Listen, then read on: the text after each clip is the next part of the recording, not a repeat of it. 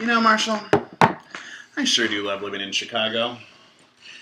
There's so much culture and fun shopping, exciting nightlife, and pizza deeper than a swimming pool. You're right, Theo, but don't you sometimes just miss the place of our birth, Oklahoma? Oh. Yeah, sometimes I do miss living in a place where $500 is the cost of rent for a two-bedroom apartment and not the cost of rent for a closet in the Gold Coast. Yeah, and tell you what, I am sick to death of smelling urine on the L. I sure miss the smell of cow patties. Me too. You know, maybe we should move back there. I mean, we can go back to the place of Garth Brooks and Native American-run casinos, a place where there's gun racks on the back of every truck. Yeah, but we hate country music. We don't gamble, and, well, we don't own a gun. Not enough guns to necessitate a whole rack. Yeah, that's definitely true. But I just feel like we could do something to recapture that spirit of home. Wait, I got it. Well, what do you think? I don't know. I mean, I like the hat and everything, but I feel like we could do a little more. Maybe we could watch a Western. A Western? Oh, Theo. We don't like Westerns. They don't mesh with our urbane, sophisticated tastes. We only like arty movies like Gremlins or Jack and Jill. Well, while that is true, these movies are from Germany and Mexico, and it's kind of even debatable if they're Westerns at all. No. Are they arty and pretentious? Very. Sold.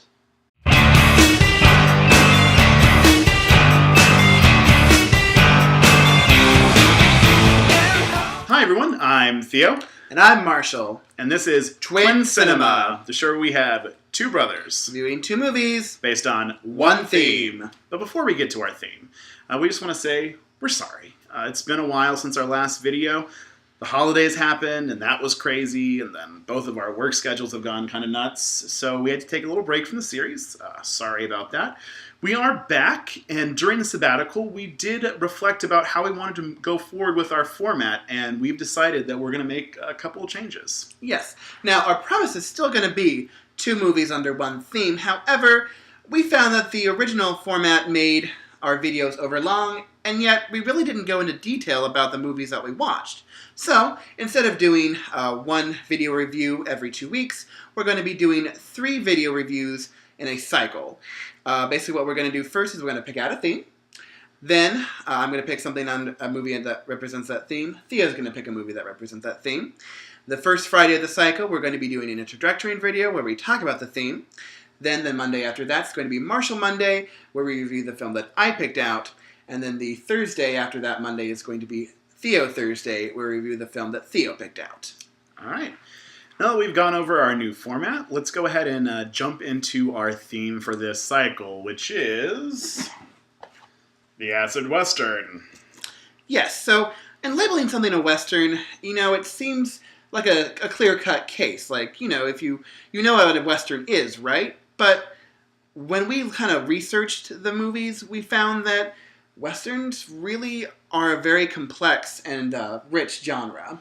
Yeah, in many ways, a Western is like obscenity. You know it when you see it. But when you think about it, what really defines and makes a Western? Is any movie that's just set in the American West a Western? Or does it have to have cowboys, Native Americans, gunslingers, sheriffs, outlaws? Can a movie be set in modern day, or does it have to be set in the 1800s? Could a Western be in the future? Or, heck, could a Western be in outer space? Yes, the Western is really a good metaphor for America itself. On the surface it may seem simple, unified, but when you dig past the superficial levels, you find that there's many different people telling different stories from different narratives and viewpoints that all fall under one label. Yeah, and the Western is really considered to be a quintessentially American genre. It's used to espouse very traditional American ideals, for example, individualism, freedom, liberty, the ability to make one's own life better. But then at the same time, you can use the Western to examine the darker side of America, even if it's intentional or not on the part of the film. For example, racism or violence. Yep. So, before we start, let's get one thing clear. Despite what we said in our introduction, actually Theo and I do like the Western genre, but it's not our favorite either. While we do enjoy the Westerns that were made between the 30s and 50s, the more classic types, we generally do prefer the ones that were made in the 60s and 70s, basically what many critics would call the acid or the spaghetti Western type of films. Yeah, and a little bit of definition for you.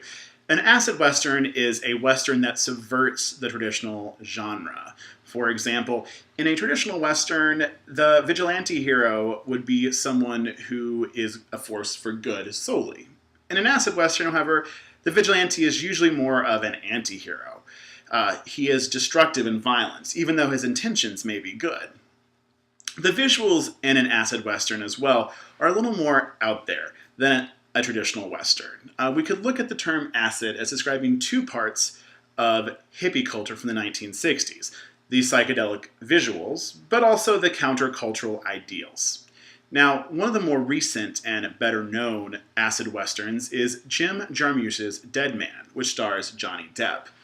That film was actually the one that helped inspire the term acid Western, as the term was created by a critic for the Chicago Reader to describe the movie, and was then used to retroactively describe movies made in the 60s and 70s that fit into the genre, such as The Shooting and Greaser's Palace. Mm-hmm. Now, spaghetti Western is a bit of a looser definition, as it can technically mean any Western film that was directed and produced by Italians. However, most films that are considered spaghetti Westerns tend to be more violent than the typical Western, and the protagonists are anti-heroes with tragic backstories and motivations that were geared more towards greed and revenge as opposed to justice and protecting the innocent. The most famous of these would be the Dollars trilogy, directed by Sergio Leone and starring Clint Eastwood, as well as the Django films, both the original and the unofficial sequels and rip-offs, and I guess you could also count Django Unchained as not a spaghetti Western per se, but definitely inspired by it. Yeah, so we picked two movies that we felt fit into the more subcategories of the Western, generally going more towards the acid Western than necessarily the spaghetti Western. One is definitely more obscure. The other, while not necessarily that well known by mainstream audiences, has been very influential to both independent and Hollywood filmmakers. All right, so my film is Deadlock, directed by Roland Click. And mine is El Topo, directed and starring Alejandro Jodorowsky. Now, as we review these films, we're going to be discussing them in the context of other Westerns that we've seen, classic, acid, spaghetti, or otherwise, and we're also going to discuss whether or not these films actually are Westerns. All right, well that's it for our introduction. Thanks everyone for watching. We will see you Monday when we review Deadlock. Bye. Bye.